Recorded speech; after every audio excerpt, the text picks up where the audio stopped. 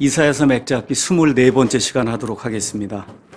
지금까지 특별히 이사야서 53장을 이제 다루면서 메시아가 온 인류의 이 희생물이 되셔서 대신 속죄를 이루셨다. 자, 그 이후에 이제 당연히 나오는 그 질문이 뭐냐 하면 메시아가 그렇게 엄청난 고통을 당하고 대신 속죄를 이루신 그 사역의 결과가 뭐냐. 그 결과를 우리에게 이제 이야기해 주는 겁니다. 그래서 54장에는 이스라엘 백성에게는 죄를 짓고 포로 생활하고 또 그 이후에 온 세상을 떠돌아다니잖아요. 이들에게는 결국 하나님이 회복을 가져다 주신다. 그 회복이 예수 그리스도 때문이다. 이제 성경이 그렇게 이야기해 주고, 그 다음에 55장 1절에서부터 오늘 이제 우리가 보게 될 56장 8절까지는 이방인들을 향해서 하나님께서 구원의 초청을 해주시는 귀한 말씀. 그래서 메시아 사역을 통해서 이방인들에게도 구원의 복음이 이제 전달이 됐다. 마지막으로는 56장 9절에서부터 59장 이제 21절 마지막까지는 메시아 사역에 굴복하지 않고 계속해서 자기 고집을 부리는 이런 사람들, 불신자죠. 불신자에게는 하나님께서 정의와 공의의 심판을 내리신다. 그러니까 메시아가 이스라엘을 회복을 시키시고 이방인들에게 구원도 선포하시고 또 결국 메시아 사역을 통해서 믿지 않는 자들에게 정죄를 내리신다는 이와 같은 그 말씀이 이 이사야서 54장 이후로 이제 기록이 되어 있습니다. 특별히 우리 지난주 55장을 살펴봤는데 55장에 아주 참 귀한 말씀이 있습니다. 6절에 너희는 주를 만날 만할 때 그분을 찾으라. 그분께서 가까이 계실 때 그분을 부르라. 사악한 자는 자기 길을 버리고 불의한 자는 자기 생각을 버리고 주께로 돌아오라. 그리하면 그분께서 그에게 긍휼을 베푸시리라. 여기 길이라고 하는 말이 성경에 여러 차례 나오는데 많은 경우 실제 길을 이야기할 때도 있고 또 행위를 이야기할 때도 있어요. 길이라고 way라고 하는 게. 그러니까 여기 가서 보시면 사악한 자는 자기 길을 버려라. 말 그대로 다니고 있는 그 길을 버려라는 그런 이야기도 될 수 있고 행위를 버리고 그 다음에 불의한 자는 자기 생각을 버리고 주께로 돌아오라. 그리하면 그분께서 그에게 긍휼을 베푸시리라. 우리 하나님께로 돌아오라. 그분께서 풍성하게 용서하시리라. 이렇게 이제 나오면서 8절에 내 생각들은 너희 생각들과 같지 아니하며 내 길들은 너희 길들과 같지 아니하니라. 주가 말하노라. 이제 이렇게 이제 아름다운 말씀들이 이제 나옵니다. 오늘은 56장부터 시작해서 58장까지 가능한 한 좀 다 다루려고 합니다. 특별히 56장 1절에서 이제 9절에는 유대인들 중에서 소외가 됐던 그런 부류가 있어요. 그러한 부류들과 또 이방인들 역시 구약시대에 이 이스라엘 영연방 그 국가 안에 이제 속하지 않았던 이런 사람들 향해서 구원의 복음의 말씀과 함께 하나님의 이 유업에 참여할 수 있는 이와 같은 기회가 허락되는 내용이 이 안에 이제 기록이 되어 있습니다.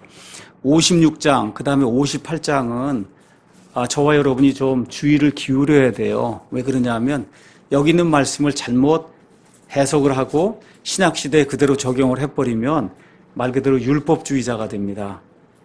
그러니까 다시 말씀드려 구약시대에 신정국가 하에서 살던 사람들에게 주신 그 말씀을 지금 신약시대에 온 세상 모든 사람들이 퍼져나가 있잖아요. 지금 교회를 형성하고 있잖아요. 여기다 적용을 하면 그러면 독이 될 수 있어요. 그래서 그걸 제가 이제 설명을 잘 할 테니까 뭐 여러분 다 이해하실 텐데 또 듣는 분들 가운데 이해 못 하시는 그런 분들이 있을까 봐 제가 여러분에게 미리 말씀을 드립니다. 먼저 56장에는 1절에 주가 이같이 말하노라. 너희는 판단의 공의를 지키며 정의를 행하라. 나의 구원이 가까이 이르렀고 나의 의가 곧 나타나리라. 이렇게 이야기하면서 판단의 공의와 정의를 실천할 것을 이제 주님이 요구하세요. 근데 그 판단의 공의와 그 다음에 그 정의가 구체적으로 뭐냐? 안식일을 지키는 거예요. 안식일을 지키는 거. 2절에 이것을 행하는 사람은 복이 있으며 그것을 곧게 붙잡는 사람의 아들은 복이 있나니 곧 안식일을 지켜 그날을 더럽히지 아니하며 자기 손을 지켜 악을 행하지 아니하는 자가 복이 있도다. 이제 이렇게 나오고 있습니다. 그러니까 이스라엘과 유다의 패망의 원인이 뭐냐면 하나님의 법을 제대로 지키지 않았다는 거예요. 그 지키지 않고 하나님이 원하는 공의와 정의, 판단의 공의를 지키지 않았다는 거예요. 그 판단의 공의 중에 가장 큰 것이 뭐냐? 안식일이라는 거예요. 그래서 저와 여러분이 출애굽기 이후부터 성경 구약성에 가서 쫙 이제 보시면 이 안식일은 하나님과 이스라엘 사이에 존재하는 영원 무궁한 그와 같은 규례예요. 안식일은. 우리 한번 가서 출애굽기 잠깐 보겠습니다. 중요한 내용이니까. 출애굽기 20장 8절 거기 가서 보니까 이렇게 이제 기록이 되어 있습니다. 안식일을 기억하여 거룩히 지키라. 엿새 동안은 내가 수고하고 내 모든 일을 할 것이나 일곱째 날은 내 주 내 하나님의 안식일인즉 그날에는 너나 내 아들이나 내 딸이나 내 남종이나 내 여종이나 내 가축이나 내 문 안에 거하는 내 나그네나 아무 일도 하지 말라. 이렇게 이제 기록이 돼 있고 10장 이렇게 넘기시면 31장이 나옵니다. 출애굽기 31장 12절에서 18절에 하나님께서 이제 다시 한번 이야기를 하십니다. 12절 31장 12절 제가 읽겠습니다. 주께서 모세에게 말씀하여 이르시되 너는 또 이스라엘 자손에게 말하여 이르기를 너희는 진실로 내 안식일을 지킬지니라.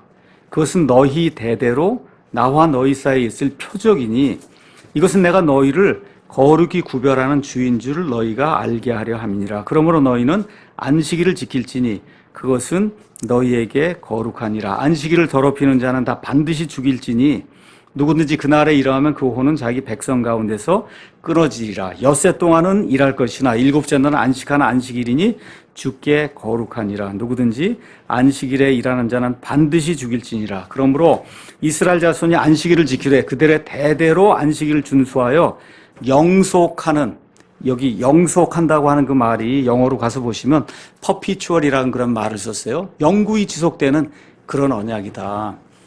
이런 거 읽으시면서 많은 분들이 안식일을 영원히 지켜야 되겠구나 이렇게 생각을 해요. 참 좋은 의도로 그렇게 생각을 하는 거예요.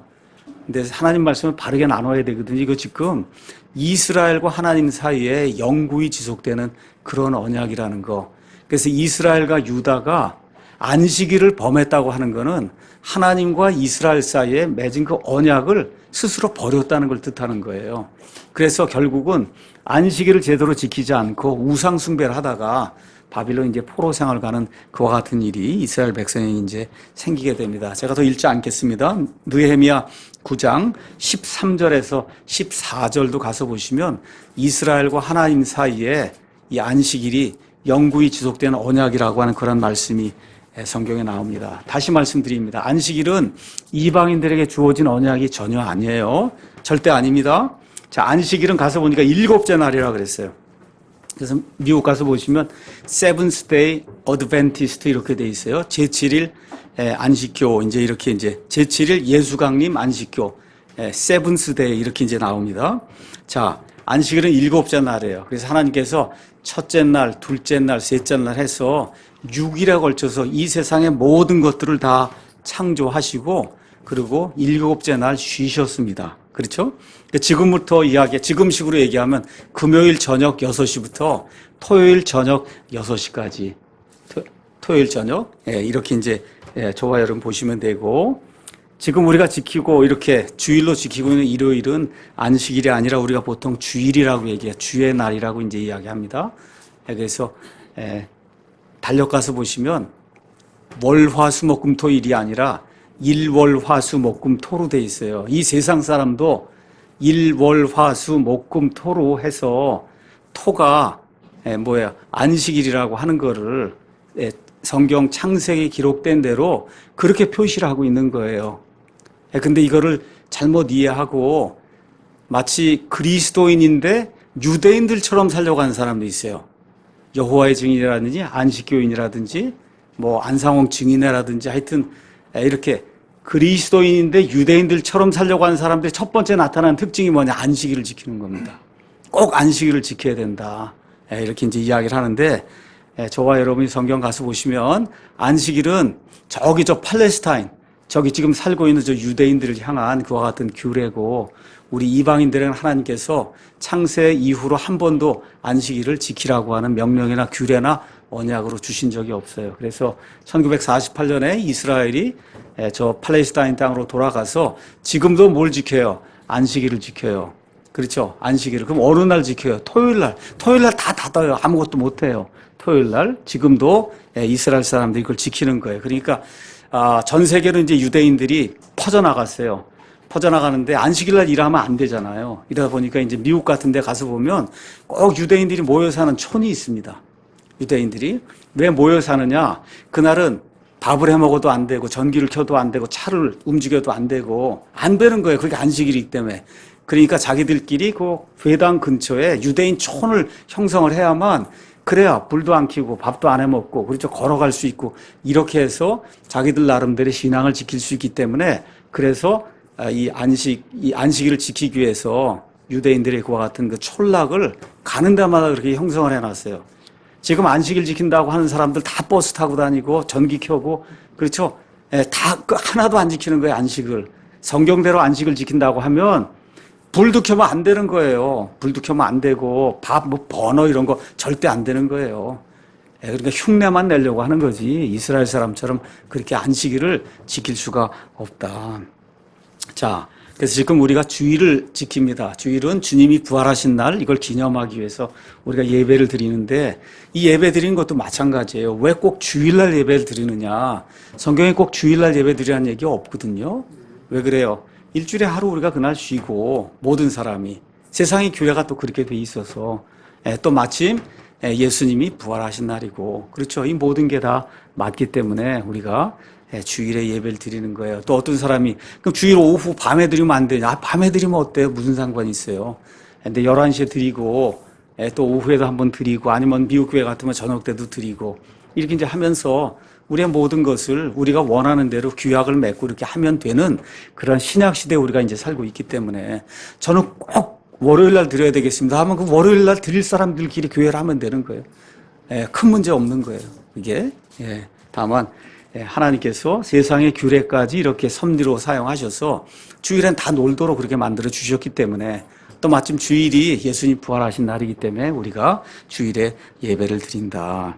자, 그 다음에 여기 3절에 가서 보면 스스로 주에게 연합한 타국인의 아들은 말하여 이르기를 이제 타국인 이야기가 나오는 거예요. 자, 원래 타국인들은 유대인들의 회당이나 예배 드리는데 들어갈 수 없는 존재입니다. 못 들어가는 거예요. 할례받지 않았기 때문에. 그렇죠? 그런데 주께서 나를 자신의 백성으로부터 완전히 분리하셨다. 그렇게 하지 말라는 거예요. 이런 때가 온다는 거예요. 이제 천년왕국의 때가 되면 그러면 타국인들도 여기 스가랴서 14장 가서 보면 장막절을 지키러 올라와야 돼요. 그러니까 나는 하나님의 언약에서 완전히 떨어져 나간 자들 이렇게 말하지 않을 때가 온다는 거예요. 자, 그 다음에 고자도 말하기를 보라 나는 마른 나무라 하지 말라. 여기 고자 이렇게 돼 있는데 이게 아시죠? 북 칠 때 그 북자하고 놈자를 쓴 거예요. 그걸 고자를 이렇게 표현했는데 영어로는 unique 이렇게 이제 돼 있어서 우리말로는 넷이라고 보통 이제 많이 표현이 됩니다. 그래서 이게 고자라고 표현된 이 말은 성경에 가서 보시면 생식기에 문제가 있는 남자. 그래서 우리 성경에는 고자나 아니면 에티오피아 넷이 이렇게 할 때 그 유닉이라고 하는 그런 말을 이제 사용을 했습니다. 또 마태복음 19장 잠깐 가서 볼까요? 마태복음 19장 가서 보시면 예수님께서 제자들이 와서 아무 때나 이혼해야 되지 않냐 이렇게 이야기할 때 그게 아니라고 이야기하니까 제자들이 이제 뭐라고 얘기하냐면 남자가 아무 때나 이혼하지 못한다 그러면 그럼 결혼하는 건 좋지 않다 이제 이렇게 예수님께 얘기하니까 19장 11절에 그분께서 그들에게 이르시되 모든 사람이 이 말을 받을 수는 없고 아버지께서 그것을 주신 자들만 받을 수 있느니라. 자기 어머니 태에서부터 그렇게 태어난 고자들도 더러 있고 다시 말씀드려 태어나면서부터 생식기가 고장이 난 그런 사람도 있고 사람들이 고자로 만든 고자들도 더러 있어. 이게 뭐야? 넷이란 말이에요. 넷이도 더러 있고 하늘의 왕국을 위해 스스로 고자가 된 자들도 있다. 이건 무슨 얘기냐? 모든 기능이 다 완벽하지만 하나님의 왕국, 하나님의 일을 위해서 나는 결혼하지 않겠다. 이런 의미의 이런 고자는 모든 것이 정상인데도 혼자 독신 생활을 하겠다는 그런 사람들도 있다는 거예요. 이게 그것을 받을 수 있는 자는 받을지어다 하시니라. 그래서 이 유닉이라고 하는 그런 말이 참 우리말로 여러 가지로 이렇게 해석이 될 수 있다는 거. 자, 그런데 왜 이런 말을 하느냐? 신명기 32장 가서 잠깐 보겠습니다. 신명기 23장이네. 23장 가서 보니까 하나님께서 율법을 주시면서 하나님이 거룩한 분이기 때문에 하나님 보시기에 정상이 아니라고 생각하는 사람은 이 이스라엘 백성의 회중 집회에 들어오지 못하게 만들었어요. 자, 23장 1절에 고환이 상한 자나 은밀한 지체가 잘린 자는 주의 회중에 들어오지 못하리라. 이렇게 돼서 이런 사람을 성경이 유닉, 고자라고 이제 부르는 거예요. 그러니까 이렇게 된 사람이 뭐 여러 가지 이유로 이렇게 될 수가 있잖아요. 이런 사람이 주의 회중 집회에 들어가지 못했는데 앞으로 이제 천년왕국의 때가 되고 하면 이게 전혀 문제가 안 된다는 거예요. 전혀 문제가 안 된다. 자, 내 안식일을 지키고 내가 기뻐하는 것들을 택하며 내 언약을 굳게 붙드는 고자들에게 주가 이같이 말하노라. 이제 아이들을 못 낳지 않습니까? 예, 곧 그들에게 내가 내 집에서 또 내 성벽 안에서 아들, 딸들의 것보다 더 좋은 처소와 이름을 주리라. 아들, 딸들을 못 낳는 사람인데 그 아들, 딸들을 못 낳아도 그것들보다 훨씬 좋은 이와 같은 이 처소와 이름을 주겠다. 내가 그들에게 끊어지지 아니할 영존하는 이름을 주리라. 이렇게 이제 말씀하시고 또 스스로 주에게 연합하여 그를 섬기고 주의 이름을 사랑하여 그의 종이 되려는 타국인의 아들들, 이방인들이에요. 즉 안식일을 지켜 그날을 더럽히지 아니하면 내 언약을 굳게 붙드는 모든 자. 그러니까 천년왕국의 때 맨 끝에 가게 되면 이방인들도 다시 안식일을 지켜야 되는 그런 때가 온다.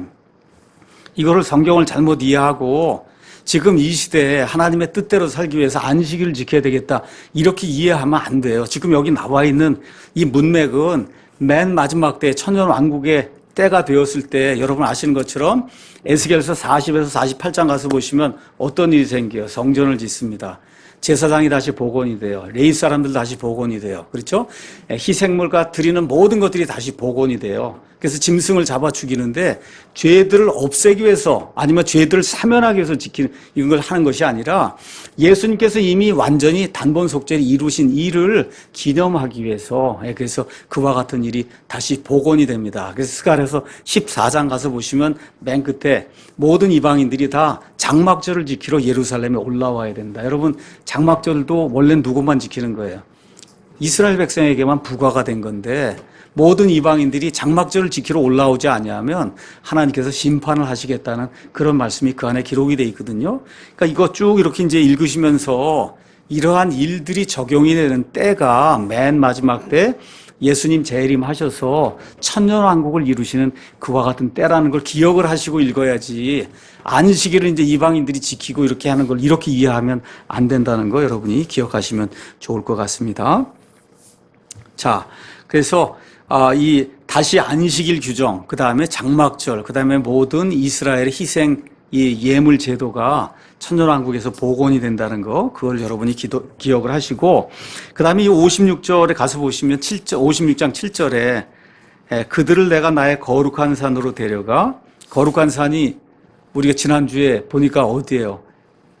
주일에 성전을 짓는데 어느 산이라고 그랬어요? 시온산. 그렇죠? 시온산. 나의 기도하는 집에서 그들을 기쁘게 하리라. 그들이 내 제단에 드리는 번제 헌물과 희생물을 내가 받으리니 내 집은 모든 백성을 위한 기도하는 집이라 불리라. 예수님 당시에 많은 사람들이 성전에 와서 장사했잖아요. 그랬더니 예수님이 내 집은 만민이 기도하는 집이다. 여기 이사야서도 나오고 아마 예레미야서도 나오고 그래서 내 집은 만민이 모든 사람들이 기도하는 집이다.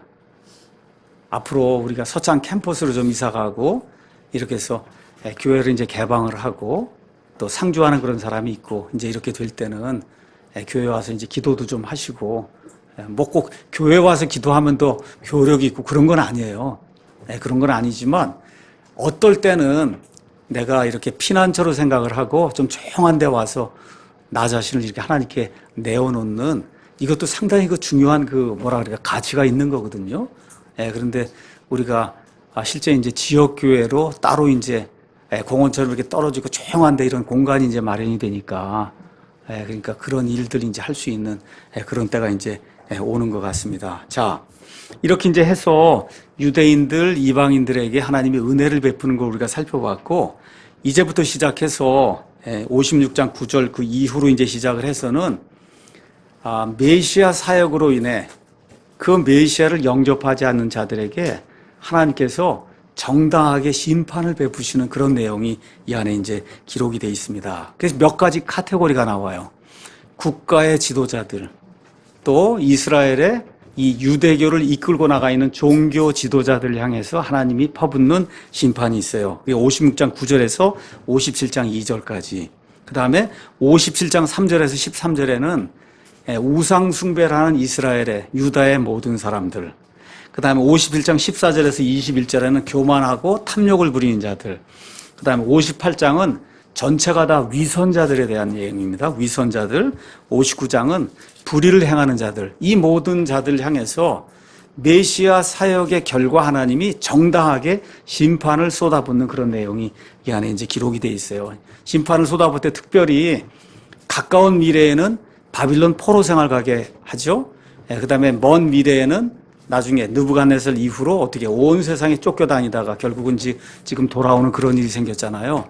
그래서 바빌론 포로 생활을 갈 때 이렇게 악한 일을 한 백성의 지도자들 같은 자는 어떻게 되느냐. 56절 9절 가서 보시면 들짐승들의 밥이 된다. 들짐승들의 밥이 된다. 여러분 그냥 죽는 거 이게 참 행복한 건데 새들의 밥이 되고 짐승의 밥이 된다 그러면 이게 상당히 그냥 비참한 거잖아요. 그렇죠? 그러니까 로마 시대에 우리 믿음의 선조들이 사자의 밥이 되고 이렇게 된 게 그게 사람들 경멸하기 위해서 이 믿는 사람들을 경멸하게 그렇게 하기 위해서 로마 군인, 로마 정부가 그렇게 만든 거잖아요. 그러니까 짐승의 밥이 된다는 거는 아주 극도로 불행을 겪는 거거든요. 근데 여기 지금 나와 있는 특별히 이 백성의 지도자들 짐승의 밥이 된다 그랬어요. 왜 그러냐면 해야 될 일들을 하지 않고 백성들을 제대로 가르치지 않아서 결국은 전 백성이 배도하고 우상 숭배하다가 바빌론으로 이제 끌려가게 됐기 때문에 그 모든 책임을 하나님께서 백성의 지도자들에게 이제 묻는 겁니다. 아주 무서운 얘기가 이 안에 기록이 되어 있어요. 56장 9절부터 제가 이제 읽도록 하겠습니다. 들에 있는 너희 모든 짐승들아, 숲에 있는 너희 모든 짐승들아, 참으로 삼키러 올지어다. 그의 파수꾼들은 이스라엘 아니면 유다의 파수꾼들은 눈먼 자들이요. 그러니까 지도자라고 하는 게 뭐냐 하면 파수꾼, 영어로 워치맨이에요. 워치. 이렇게 워치 경계하고 감시하고 하는 그런 사람인데 다 눈이 멀었다는 거예요. 그들은 다 무지한 자들이며 모른다는 거예요. 아무것도. 그러니까 제사장이라고 그러고 서기관이라고 그러고 율법 박사라고 하는데 가서 보니까 하나님을 몰라요. 이게 아이러니거든요. 이게 참 아이러니예요. 이게 하나님을 모른다는 거예요. 그 다음에 개가 뭐 해야 되냐? 이렇게 위험이 닥치면 짖어야 되잖아요. 근데 짖지 못한다는 거예요. 다 말 못하는 개들이므로 짖지 못하는도다. 그들은 잠자고 눕고 졸기를 좋아하니 참으로 그들은 탐욕이 심하여 결코 만족할 줄 모르는 개들이요 깨닫지 못하는 목자들이라. 이스라엘 사람들에게 가장 이렇게 모욕감을 주는 말이 뭐냐? 개라는 말이에요. 개. 너 개라고 얘기하면 그럼 이스라엘 사람들에게 가장 큰 모욕이에요. 그래서 지금 이스라엘의 종교 지도자들, 정치 지도자들을 가리켜서 하나님이 지금 개라고 이야기하는 거예요. 또 깨닫지 못하는 목자들이다. 목자가 뭐예요? 양들을 이끌고 앞으로 나가고 보호해주고 감시하고 이단들이 들지 못하도록 이렇게 막아주고 이런 일을 해야 되는데 그 일을 못한다는 거예요. 왜? 본인들 자신이 깨닫지 못하니까. 그들이 다 자기 길만 바라보고 저마다 자기 구역에서 떠나 자기 이익만 추구한다. 자기 이익만 추구한다. 에스겔서 이런 데 가서 보시면 자기만 먹는다 그랬어요. 양들에겐 먹이를 주지 않고 자기만 먹는다. 이와 같은 목자들에게 화가 있다. 말하기를 너희는 오라. 내가 포도주를 가져오리니 우리가 독주로 우리 몸을 가득 채우자. 지금 누가 얘기하는 거예요? 제사장들이 그러는 거예요. 서기관들이 그러는 거예요. 포도주 가져오고 독주 가져와서 우리가 우리 몸을 이런 것들로 채우자. 내일도 이날과 같고 또 더욱 내일도 그러고 내일은 더 많이 하자. 이게 참 나라가 어떻게 하면 망하는가가 아주 이렇게 묘사가 잘 돼 있는데 우리나라 현실하고 어때요? 거의 비슷해요 지금. 국가의 리더십을 갖고 있는 사람들 중에 말을 하는 사람이 없습니다. 거의. 목사들 가운데 옳고 그른 거를 말하는 사람이 거의 없어요. 교회에 다녀서 그리스도인이 됐다고 하면 진리의 성령님이 들어간 분이에요. 사람주 존재. 그렇죠? 그럼 책임이 있는 거예요. 어떤 책임이냐? 국가를 올바로 이끌고 나갈 리더십의 책임을 그리스도인들이 갖고 있는 거예요. 그거 어떻게 해요? 다 조용히 있잖아요. 말 안 하고. 지금 여기 유다 패망의 원인이 여기 나와 있는데 이게 우리가 거울 삼아야 돼요. 해야 할 때 말을 해야 그래야 그 사람이 건강한 거고 그 사람이 살아있는 겁니다. 살아있는 거예요. 자, 백성은 지도자를 따르게 돼 있어요. 반드시 그렇습니다. 그러니까 지도자는 리더예요. 리드는 끌고 나가는 거예요. 백성은 팔로워예요. 따라가는 사람이에요. 그러니까 대개 백성은 리더들보다 보는 안목이나 이런 모든 게 부족해요. 그러니까 팔로워가 되는 거예요. 그렇죠? 그렇게 하다 보니까 리더가 낭떠러지를 끌고 가면 그냥 낭떠러지를 갈 수밖에 없는 양이 그렇거든요. 예, 그렇기 때문에 양과 목자의 관계로 성경이 계속해서 성경이 우리에게 이야기해주고 있는 거예요. 그렇기 때문에 교회도 그렇고 국가도 그렇고 어느 사회 단체 모두 다 마찬가지입니다. 지도자가 바르게 서야 그걸 따라가는 팔로워들이 평안을 누리고 행복을 누리고 그 다음에 자유를 누릴 수 있는 거예요. 그래서 지도자가 바르게 믿고 바르게 행하고 말해야 할 때 바르게 말을 해야 됩니다. 파수꾼이라 그랬어요. 제사장, 서기관, 율법박사, 치리자 이런 사람이 파수꾼이에요. 근데 뭐라 그래? 파수꾼이면 워치란 말을 쓰죠. 워치는 내다보는 건데 눈이 멀었다 그랬잖아요. 눈이 멀었으니 뭘 어떻게 내다보겠어요? 그렇죠? 이와 같이 안타까운 그런 상황이 나오고 무지하고 말 못하는 개며 짖질 못해요. 잠자고 눕기만 좋아한다. 참 우리나라 현실을 이렇게 보면서 이게 전 세계 거의 공통이에요. 뭐냐? 일을 안 하려고 그래요. 젊은 사람들이. 다 이런 문제가 왜 생기냐? 일을 안 하려고 그래요. 남이 해놓은 거를 나눠 먹으려고 하는 그런 이 사회주의 망령이 전 세계를 지금 이렇게 이끌고 나가고 이것이 제가 말씀드린 대로 적그리스도의 세상으로 가는 그런 길이기 때문에 피할 수 없어요. 그런데 우리 그리스도인들은 그렇게 살면 안 됩니다. 특별히 우리 젊은 사람들 열심히 일을 해서 정말 하나님께 영광 돌리고 내 가족을 이끌고 나가고 그거 하는 게 애국하는 거예요. 남에게 뭐 무상으로 받아가고 하려는 이런 생각 아예 머릿속에서 지워야 되는 겁니다. 예, 그래야 내 자유를 누릴 수 있는 거예요. 내 자유를 누리려면 열심히 일해야 되는 겁니다. 열심히 일해서 내 가족, 내 몸 하나는 내가 챙긴다고 하는 아주 이건 그리스도인에게 있어서 아주 필수적인 윤리 강령인 거예요. 사도 바울이 뭐라고 그래요? 이게 일하기 싫거든 먹지 말라 그러지 않습니까? 이게 우리 그리스도인의 아주 가장 중요한 생활 원리다. 이런 거 이제 기억을 하면서 잠자고 눕기 좋아하고 그러면 잠언이 늘 얘기하는 게 뭐예요? 개미에 가서 한번 좀 배워라. 어떻게 해요? 여름에 열심히 일하고 그렇게 해서 쌓아뒀다가 앞날을 대비하지 않느냐.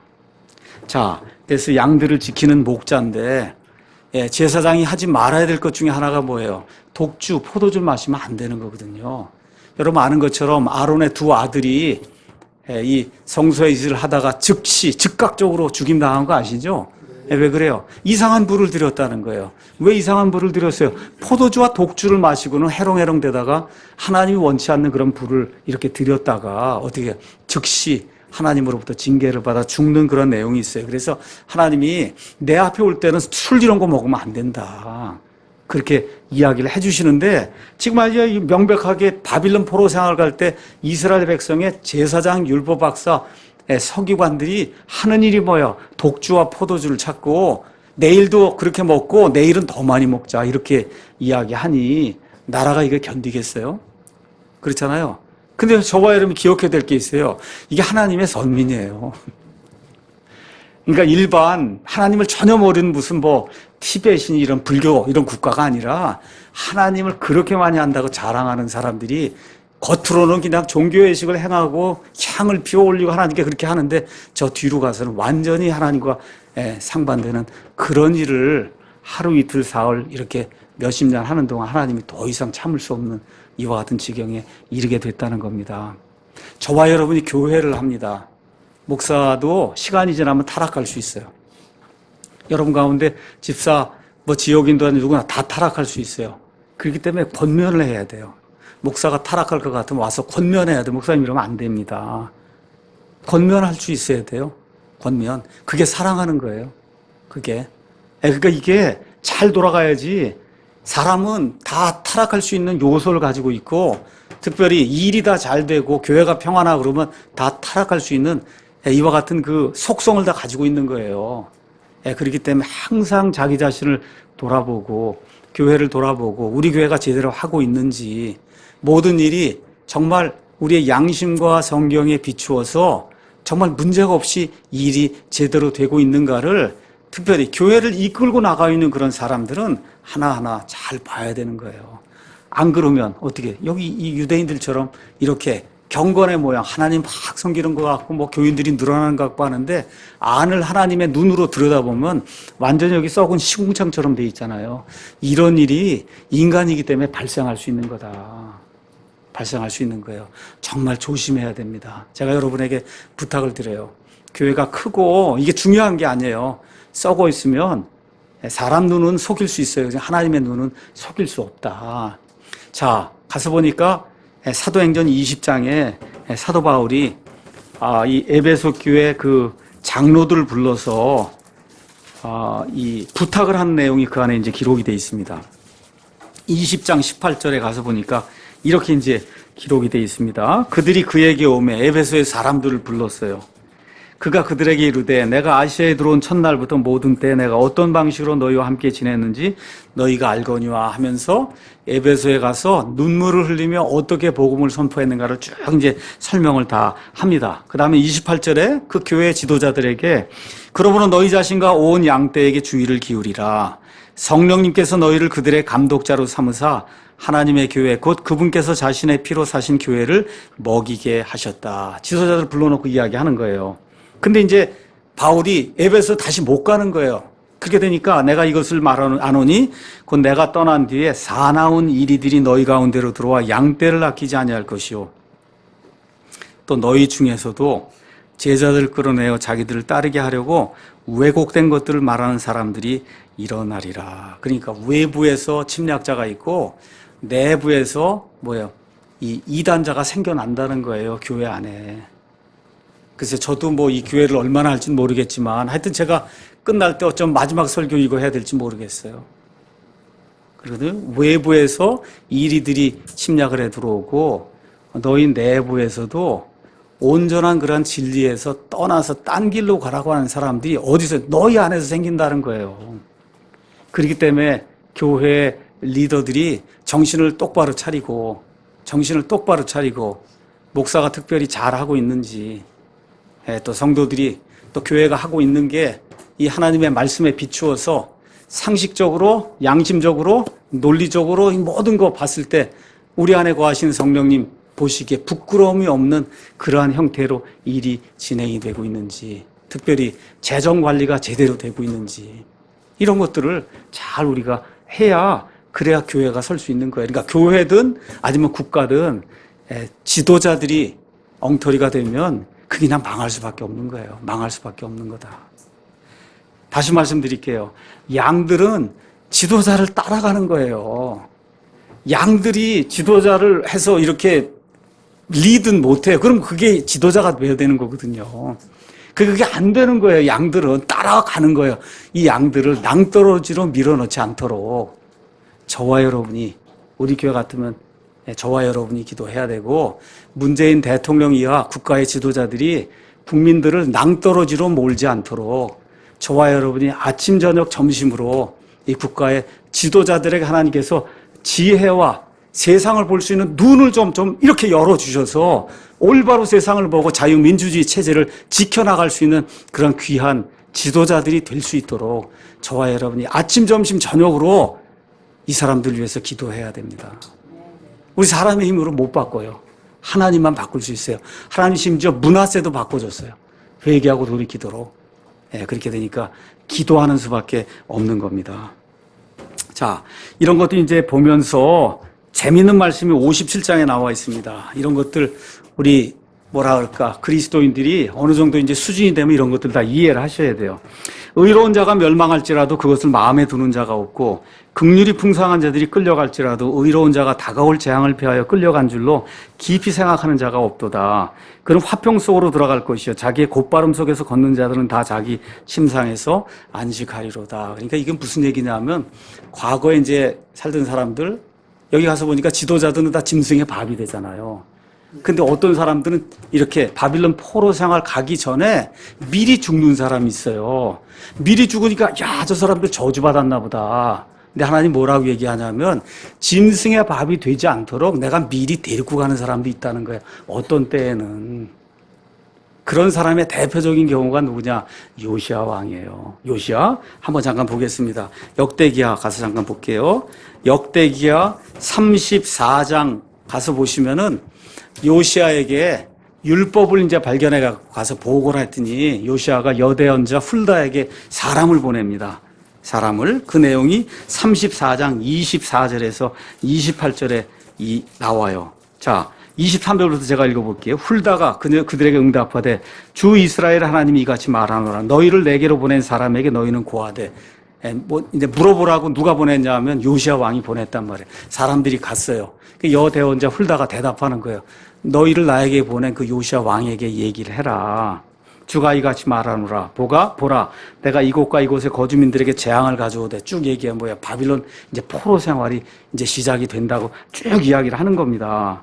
그 다음에 이제 이 모든 일들을 다 한 다음에 뭐라고 얘기하냐면 26절에 또 너희를 보내어 주에게 여쭙게 한 유다 왕에 관하여는 너희가 그에게 이같이 말하되, 내가 들은 말들에 관하여 주 이스라엘 하나님 이같이 말하노라. 내가 지금 재앙을 선포했는데 내가 너에게는 특별히 전할 말이 있다. 이곳과 이곳의 거주민들 대적한 하나님의 말들을 내가 들을 때에 내 마음이 연하여 내가 하나님 앞에서 내 자신을 낮추고 내 앞에서 너 자신을 낮추며 내 옷을 찢고 내 앞에서 울었으므로 나도 내 말을 들었노라. 여러분, 하나님의 말씀을 들을 때 율법이 없어갖고 이스라엘 백성 율법 책이 없어진 거예요. 이게 얼마나 한심한 거예요. 하나님을 섬긴다고 하는데 말 그대로 얘기하면 성경이 없어진 거예요. 그리고 지금 하나님 섬긴다고 하는데 성전을 보수하다가 율법책을 찾았습니다. 그걸 갖고 와서 읽었단 말이에요. 그 읽을 때 요시야가 마음을 연하게 하고, 그리고 옷을 찢으며 하나님 앞에 우는 그런 모습을 하나님이 보셨다는 겁니다. 보라, 내가 너를 내 조상들에게로 거두리니 내가 평안히 거두어져서 내 무덤으로 들어갈 것이요 또 내가 이곳과 바로 이곳의 거주민들에게 내릴 모든 재앙을 내 눈이 보지 아니하리라. 이렇게 이제 말씀하시고는, 그리고 35장으로 바로 넘어가서 누가 나타나요? 이집트의 파라오 느고가 나타나서, 그래서 요시야가 싸우러 나갔다가 그래서 어떻게 죽임을 당하잖아요. 많은 사람들이 요시야를 위해 애곡을 했거든요. 근데 하나님이 말씀하신 것을 성취하시는 거예요. 그렇지 않으면 어떻게 돼요? 바빌론 포로 생활 가서 짐승의 밥이 되는 이런 악한 일이 생기잖아요. 그거를 하나님이 면하게 해주기 위해서, 그래서 어떻게 해요? 미리 죽이시는 그런 일도 있을 수 있다. 그러니까 참 묘한 거예요. 하나님의 일은 묘한 거다. 그러니까 이게 좋은 거다 나쁜 거다 하나님의 관점에서, 영원의 관점에서 우리가, 요시야가 젊은 나이에 죽었어요. 어느 면에서 요절한 거예요. 사람이 보기에는 좋지 않은 일이에요. 그럼에도 불구하고 하나님께서는 내가 요시야를 평안히 무덤 속으로 들어가게 하는 그와 같은 복을 내렸다고 성경이 이야기하는 거예요. 그러니까 이사야서 이런 말씀을 보면서 어떨 때는 의인이 먼저 죽는 경우도 있구나. 그래서 재앙을 피하도록 그렇게 만드는 그런 경우도 있구나. 참 하나님의 일은 알 수가 없는 거다. 이걸 기억하시고, 그리고 적그리스도가 이제 나타나게 될 때 어쩌면 미리 죽어야 되는 그런 경우도 있을 수 있다. 휴고되기 바로 전에 핍박이 얼마나 심하겠어요. 한번 생각해 보세요. 그렇죠? 그래서 이런 일들도 있다는 거 여러분이 기억을 하시고, 하나님의 말씀을 들을 때 요시야처럼 옷을 찢고, 다시 말해 마음을 찢고 털썩 주저앉아서 울 수 있는 그러한 그 심정을 가진 사람, 이런 사람이 하나님을 기뻐하는 그런 사람이다. 기억하시면 좋을 것 같습니다. 자, 57장 이제 3절에서 13절은 우상 숭배하는 자들의 모습이에요. 우상 숭배하는 자들에게 하나님께서 심판을 내리신다. 우리가 이제 대언서를 읽어보시면 계속해서 나오는 게 이스라엘과 유다 패망의 원인이 지도자와 우상 숭배. 사람에게서는 지도자들이 문제가 되는 거고, 지도자들이 문제가 돼서 옳고 그른 걸 가르쳐 주지 않으니까 사람의 마음 속에는 무언가 이게 보는 것을 만들어서 그거를 신으로 여기고 경배하려는 그런 마음이 사람의 마음 속에 내재가 돼 있는 거예요. 태어나면서부터. 그러다 보니까 하나님이 십계명을 주시면서 뭐라 그래, 형상이나 이런 거 이건 절대 안 되는 거다. 나를 그런 거 하고 비기면 안 되는 거. 하나님이 그렇게 말씀해 줬는데도 심지어 이 하나님의 선민도 그걸 지키지 못한단 말이에요. 이게 얼마나 답답한 일이에요. 하나님이 이들과 결혼을 해서 내 남편이 된다고 얘기를 하면서 이들을 그렇게 사랑하는데, 이거 우상 나무 이런 걸 깎아갖고 이걸 하나님이라고 섬기니 이게 이렇게 답답할 노릇이 어디가 있어요. 지금식으로 얘기하면 개돼지죠, 이게. 지금식으로 얘기하면 뭐 깨달음이 없는 거예요. 그러니까 이런 일들 지금 하고 있는 거거든요. 자, 그런데 이게 우상숭배가 어떻게 전국에서 이루어지는 거예요? 전국에서. 가서 한번 잠깐 보겠습니다. 잠깐 7절 한번 가서 보여요. 내가 높이 치솟은 산 위에 내 침상을 마련하고 거기로 올라가 희생물을 드리며. 그러니까 우상 섬기는 건 우리 한국도 그렇고 가서 보면 다 어디에 저 꼭대기에다 세워놓고 뭐 이 신이라고 하니까 사람보다는 좀 높아야 되는 게 아니냐 해서 꼭대기에 올라가서 이제 하는 거예요. 그걸 이스라엘 사람들은 산당이라고 불렀어요. 영어로는 하이 플레이스라고 이제 부른 거예요. 문들과 기둥들 뒤에 내 기념물을 세웠나니 내가 나 아닌 다른 신에게 내 몸을 드러내고 올라갔다. 이렇게 쭉 이야기하면서 5절 가서 보면 너희가 모든 푸르나무 밑에서 우상들과 더불어 너희 자신을 불태우며 바위 낭떠러지 밑에 골짜기에서 자녀들을 죽이는도다. 그러니까 이스라엘과 유다의 산과 골짜기 할 거 없이 좀 좋아 보인다 싶은 데에는 다 우상이 걸려 있는 거예요. 이게 참 이게 아이러니죠. 이게 과연 가능하겠나 이렇게 생각이 드는데, 이게 하나님의 백성이 범한 죄예요. 우리라고 예외가 아니라는 걸 저와 여러분이 꼭 기억을 해야 됩니다, 이게. 그래서 우상숭배는 57장 여기 3절에 나와 있는 것처럼 이게 뭐냐 하면 간음하는 거예요. 그래서 여자 마법사의 아들들아 마술을 하는 거예요. 마술은 마귀가 함께 하는 거거든요. 마술하는 건 마귀와 함께, 그러니까 하나님이 우상을 섬기는 건 마귀와 함께 노는 거다. 그렇게 얘기하고, 간음하는 자와 창녀의 씨야 너희 여기로 가까이 나. 하나님이 아주 강력하게 지금 이들에 대해 이제 경고를 하는 거예요. 극심하게 우상 숭배를 했다. 유다의 이제 맨 마지막에 히스기야와 요시야라고 하는 아주 훌륭한 그런 왕이 나왔어요. 그런데 역부족이 안 됩니다. 그 두 사람이 와서 개혁을 일으키고 또 개혁을 일으켜도 안 돼요. 그러니까 이게 한 번 이게 기울어져서 우상숭배하고 우리나라 무슨 사회주의 이런 것 쪽으로 기울어지면 이거 돌리기가 엄청나게 힘든 거예요, 이게. 이 재난이 다가오기 전에는 고치기가 힘든 거예요, 이게. 자, 이렇게 되면서 이 9절 가서 보면 이들이 하는 일이 하나님이 왕으로 있는데 이방인들의 다른 왕을 쫓아가서 거기 가서 이방인들에게 구해달라고 하는 그런 일을 한다는 거. 이거 역시 하나님 보시기에 간음이다. 하나님 보시기에 간음이에요. 이야기하는 겁니다. 자, 그래서 성경이 이야기하는 우상은 하나님보다 더 위에 있는 것은 무엇이든다 우상이다. 왜 그걸 두냐? 탐욕을 부리기 때문에. 그래서 그런 거다 해서 골로새서 3장 5절은 탐욕은 우상숭배다. 무언가 하나님 이상으로 추구를 하는 게 있으면 그게 탐욕이에요. 탐심이에요. 그게 우상숭배다. 그래서 저와 여러분이 이 시간에 한번 점검을 해야 될 게 있어요. 점검. 그래서 뭐냐 하면 한번 생각해 보세요. 우리 24시간, 일주일, 한 달, 1년 이렇게 살 때 내 시간과 돈과 에너지, 여기에 대부분을 나는 어디에 쓰고 있나. 일하러 가서 일하는 거 말고 내가 이렇게 나 마음대로 쓸 수 있는 그런 어떤 공간과 시간이 있잖아요. 그렇죠? 가서 일하는 그건 빼고, 그렇죠? 그 나머지 내가 마음대로 처분할 수 있는 시간과 에너지와 돈과 탤런트와 이런 모든 거를 나는 주로 어디에 많이 쓰고 있나. 그게 하나님 이상인 어떤 것으로 쓰면 그게 뭐야? 우상 숭배고 그게 탐심이에요. 성경이 이야기하는.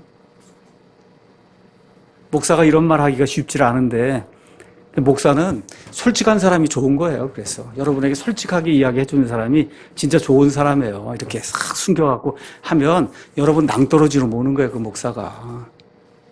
그래서 한번 심각하게 한번 생각해 보세요. 내가 혼자 쓸 수 있는 시간과 에너지와 공간과 시간과 탤런트와 이런 모든 것들 나는 대부분을 1순위, 2순위 쭉 매겼을 때 하나님이 몇 번쯤 가는가? 저는 하나님 1번입니다, 저는. 그건 뭐 저는 그렇게 분명하게 이야기할 수 있고, 그렇게 지금까지 살았고, 앞으로도 그렇게 살 거예요. 그러니까 분명하게 그렇게 이야기할 수 있는데, 자랑하려고 그러는 것이 아니라, 그만큼 은혜를 많이 받았기 때문에, 그거 이외에 다른 거에 에너지를 쓰고 하는 거, 저로서는 감당이 안 되는 그런 일이기 때문에 저는 그렇게 하는데, 이왕이면 여러분도 하나님 이상 어떤 거 거기다 이렇게 시간 쓰지 말고, 하나님과 하나님의 왕국과 예수 그리스도와 하여튼 성도들 섬기는 일과 하나님이 기뻐하시는 이런 쪽에 시간을 많이 쓰시기 바랍니다. 자, 그래서 13절 가서 보니까 내가 부르짖는 때에 내 동료들이 너를 건져내게 하라. 그럴지라도 바람이 그들을 다 멀리 데려가고 헛된 것이 그들을 데려간다. 이렇게 해서 결국은 뭐 우상을 숭배하고 탐욕을 부려도 결국 하나님의 회오리 바람이 불어오면 다 끝장이 난다는 거죠. 이렇게 돼서 결국 한 100년 쯤에 나서 바빌론 포로 생활 가게 되고 그 이후에 다시 한번 돌아와서 하나님이 또 한 400년간 기회를 주는데 그 기회를 못 살리잖아요. 그러면서 어떻게 돼요?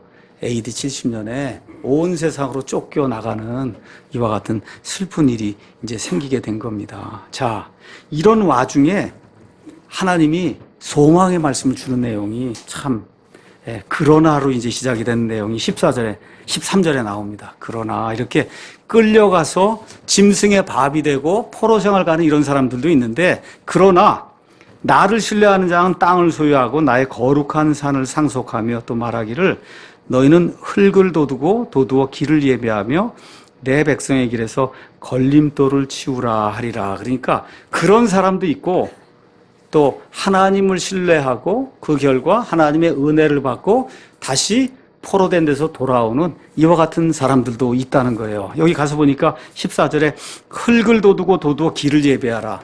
이게 이사야서에 가서 보니까 하이웨이 이야기가 많이 나오잖아요. 포로된 자들이 하이웨이, 대로를 타고 돌아오는 지금 그렇게 대로를 예배해서 하나님의 은혜를 받게 만드는 그와 같은 사람들이 나와 있다는 거예요. 자, 그러면 이 사람들의 특징이 뭐냐? 15절에 잘 나와 있습니다.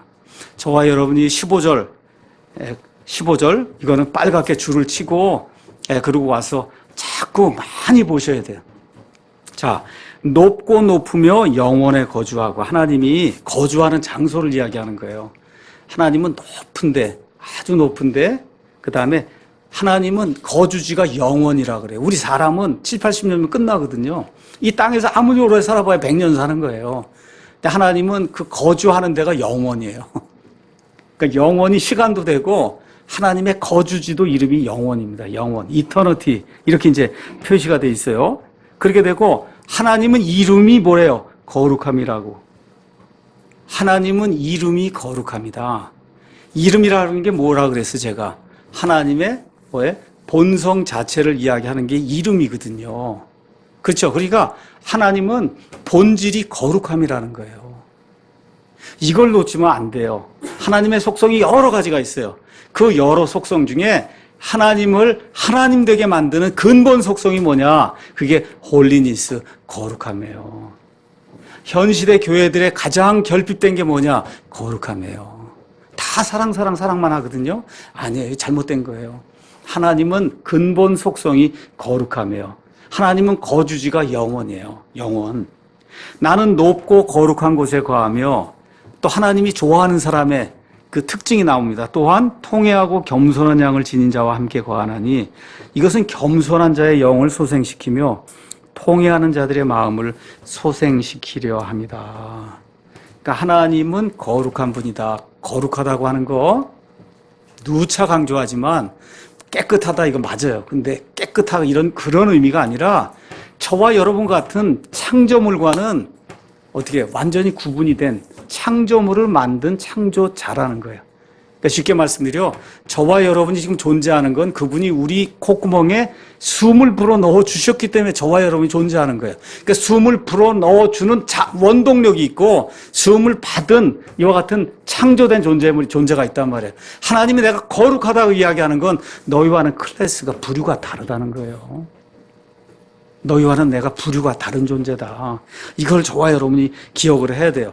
그렇기 때문에 교회 안에서든 가정생활에서든 사회생활에서든 항상 거룩한 사람이 되려고 노력해야 돼요. 하나님을 기쁘게 하고 하나님의 근본적인 그런 그 속성 이런 것들을 지키려고 노력하는 그런 그리스도인이 돼야 하나님이 기뻐하시고 그런 교회 안에 가정 안에 질서가 있고 화평이 있는 거예요.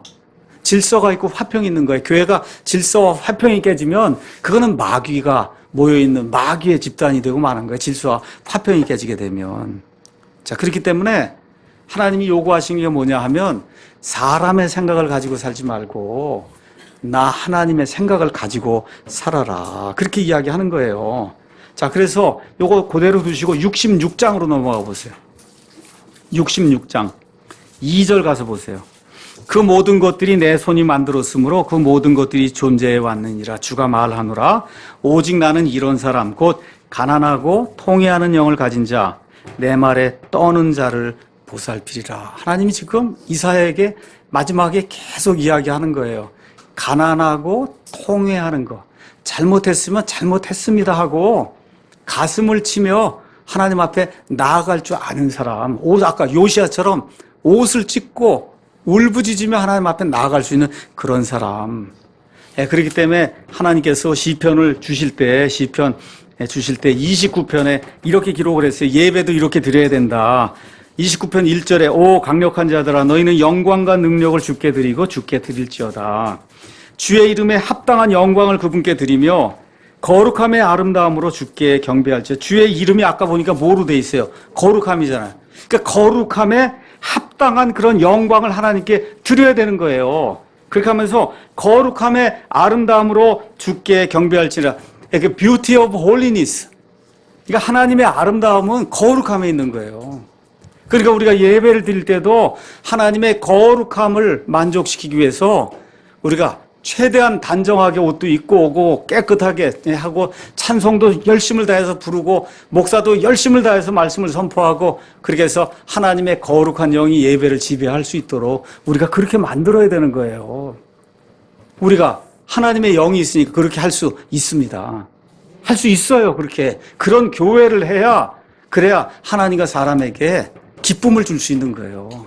이런 걸 저와 여러분이 꼭 기억을 해야 되는 겁니다. 자, 거기 16절 가서 보니까 뭐라고 기록이 되어 있냐.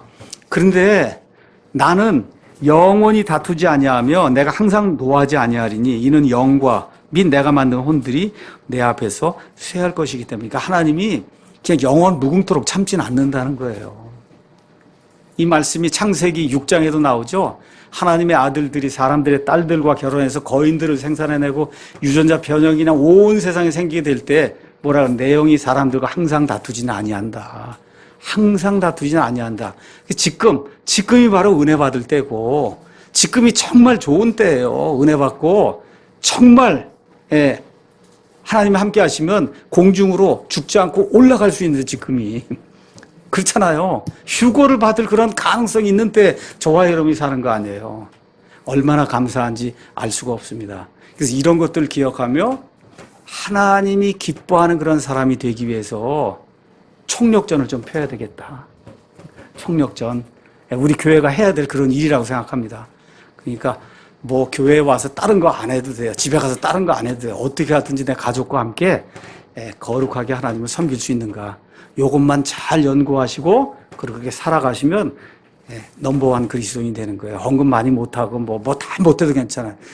거룩하게 하나님을 섬길 줄 아는 그런 사람이 되면 그럼 하나님이 복도 주시고 휴고의 축복도 주시고 아이들도 하나님이 잘 되게 해주시고 아이들도 거룩하게 키우는데 어떻게 잘 안 되겠어요, 그게. 그렇게 믿으시고 거룩하게 하나님께 한 걸음씩 더 나아가야 되겠다. 이게 우리 사랑 침례교회 또 성경을 사랑하는 모든 성도들의 모토가 되기를 예수님의 이름으로 축원합니다.